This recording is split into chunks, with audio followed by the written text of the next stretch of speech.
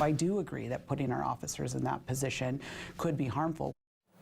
And this is new tonight. The city of Beaverton is considering asking its officers to investigate reports of federal agents using excessive force. A lot of legal questions around this topic, and only on Katu News, we are pressing Mayor Lacey Beaty of Beaverton, who says officers are already enforcing the law. Hey, good evening there, Barry. Yeah, for months now, many have been calling on City Council to investigate alleged use of force incidents and apparent reckless driving by federal agents. Beaverton's mayor tells me the city is walking quite the tightrope here, balancing the trust of its people while also following laws.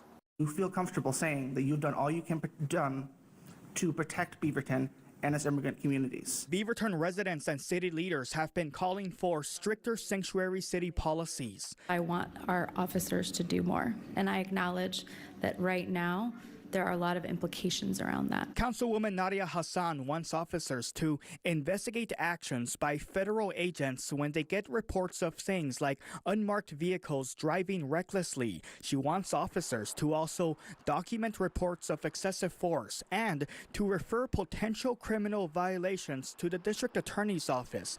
But there are concerns whether putting local police in that position may do more harm than good, or if it is even legal. We are using every tool in the toolbox. We are analyzing every rule, and we understand the community has urgency. We needed to step back and understand the legal ramifications of what we were asking them to do. For example, federal officers are banned from wearing masks on duty in California, but the Los Angeles Police Department will not enforce the rule to avoid conflict between armed agencies. And so I asked Mayor Lacey Beaty about putting Beaverton officers in the same position. I do agree that putting our officers in that position could be harmful, which is why the community needs to understand what role we're asking them to do, and our police officers deserve to know what we're asking them to do. What I've heard from the police union is a bit of their concern around, if we start interacting, is the community going to assume that now we're aiding ICE? Councilman Kevin Teeter says officers are already enforcing traffic laws, but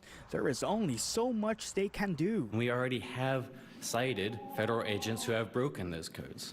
Now, getting a conviction is very, very difficult because of qualified immunity. Beaty says either way, police will respond if someone calls 911 over reported ICE activity. Does that mean that the police department is responding with lights and sirens? They will come when called, and they have a duty to intervene. All right, in the meantime, we reached out multiple times to the union representing Beaverton Police, and they have not commented.